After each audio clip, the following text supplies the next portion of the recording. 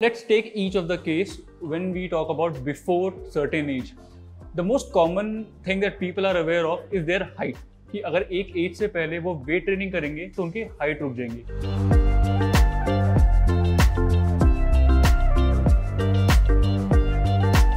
This is a very commonly asked question that a lot of people want to lose just their belly fat. So firstly, there is no such thing as spot reduction. आप एक body part से fat loss नहीं कर सकते, ये scientifically proven है. अगर आपको बॉडी फैट लूज करना है, आपको कैलोरिक डेफिसिट में जाना पड़ेगा, यानी जितना आप कैलोरीज खा रहे हैं उससे ज़्यादा आपको बर्न करना पड़ेगा. जब आप कैलोरी ज़्यादा बर्न करेंगे, आपका ओवरऑल बॉडी से फैट लॉस होगा. एंड उसमें कभी स्टमक से भी जा सकता है, आपके फेस से भी जा सकता है, आपके आर्म से भी जा सकता है, but that we can not control. Same way when we are gaining fat, we can not control कि कौन से बॉडी पार्ट पे फैट आए. That happens similarly when we are losing fat. We cannot control body fat कहाँ से जाएगा. So you just focus on reducing body fat. आज नहीं तो कल body fat आपका पेट से भी चले जाएगा. So if you want to get shredded means low level of body fat. Body fat low करने के लिए, जैसे अभी मैंने mention किया, आपको overall body fat percentage कम करना पड़ेगा. हल्के वेट से ज़्यादा रेपिटेशन निकालना या हैवी वेट से कम रेपिटेशन निकालने का कोई भी गेम नहीं है. आपको अगर श्रेडेड होना है, आपको अपना बॉडी फैट कम करना पड़ेगा. एंड एक अपीलिंग फिजिक के लिए आप वेट ट्रेनिंग करते हैं जिससे मसल्स ग्रो होती हैं. तो जब आप लो बॉडी फैट पे होंगे वो मसल्स पॉप आउट करती हैं. उस सिनेरियो को आप कहते हैं एक श्रेडेड फिजिक, जिसमें आपका बॉडी फैट लो है और आपके मसल्स बाहर पॉप कर रहे हैं. So let's take each of the case when we talk about before certain age. The most common thing that people are aware of is their height. कि अगर एक एज से पहले वो वेट ट्रेनिंग करेंगे तो उनकी हाइट रुक जाएंगी.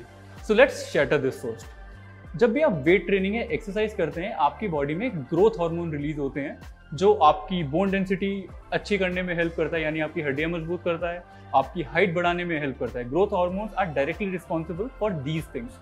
तो जब आपकी एज आपको सपोर्ट करती है हाइट ग्रोथ में, जो कि ऑब्वियसली 18-19 से पहले होता है, तो अगर आप उस एज से पहले भी सही तरीके की वेट ट्रेनिंग करेंगे, and by weight training I mean not just lifting heavy weights, आप बॉडी वेट एक्सरसाइज भी कर सकते हैं. वो अच्छे ग्रोथ हार्मोन्स को रिलीज करने में आपको सपोर्ट करेगा, जो कि ओवरऑल हाइट भी बढ़ाएगा एंड बॉडी कॉम्पोजिशन भी बेटर करेगा.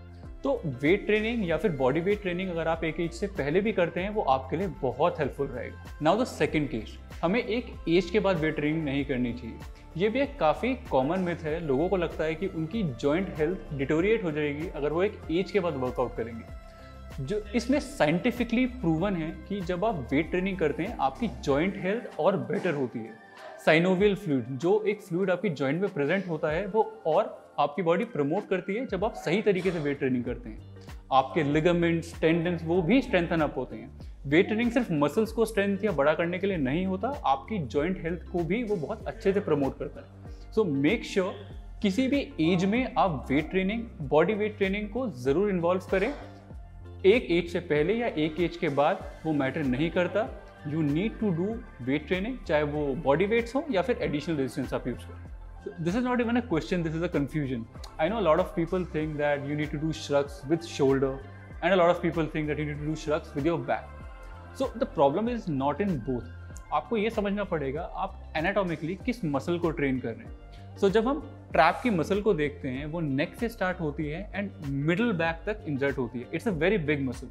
जनरली हम सिर्फ उसके टॉप पार्ट को ट्रेन करने की कोशिश करते हैं, बट एक इफेक्टिव ट्रेपीजियस वर्कआउट के लिए आपको उसको टॉप, मिडल एंड लोअर तीनों पार्ट को ट्रेन करना होता है. एंड उसका 80% जो इंजर्शन है, जो मसल है, आपके बैक में आती है. तो if you are training your back and उस वर्कआउट के साथ, यानी बैक के वर्कआउट के साथ अगर आप अपने ट्रैप्स को ट्रेन करेंगे, that's the best case scenario. अगर आपको सिर्फ टॉप पार्ट को ट्रेन करना है तो आप उसे शोल्डर के साथ भी ट्रेन कर सकते हैं, दैट्स नॉट अ प्रॉब्लम. लेकिन एक इफेक्टिव वर्कआउट के लिए जिसमें आप पूरे ट्रैप को ट्रेन कर रहे हैं, it's best to do with back. So when we talk about fat is a different tissue, and when we sweat out, fat cannot be mixed with sweat or water. Fat is a different tissue, it cannot be mixed with water. That means जब भी आप सोना ले रहे हैं, you are just sweating out, जिसके साथ आपकी बॉडी से थोड़े बहुत टॉक्सिन्स निकल जाते हैं, लेकिन फैट नहीं निकलता है. सोना सिर्फ आपकी बॉडी से थोड़ा बहुत वाटर लेवल कम कर देता है, लेकिन फैट लॉस के लिए आपको कैलोरी डेफिसिट में ही जाना पड़ेगा. And most of the fat is excelled out of your system. जब आप वर्कआउट करते हैं, ब्रीदिंग करते हैं, जो आप CO2 एक्सेल कर रहे हैं, ज़्यादातर ब्रोकन डाउन फैट सेल्स उसमें बाहर निकल रहे हैं. स्वेटिंग में बहुत कम परसेंटेज में निकलता है, इसलिए सोना का फैट लॉस से दूर दूर तक कुछ भी लेना देना नहीं है। It's a very big myth. So सोना को कभी भी आप फैट लॉस से रिलेट मत करिए।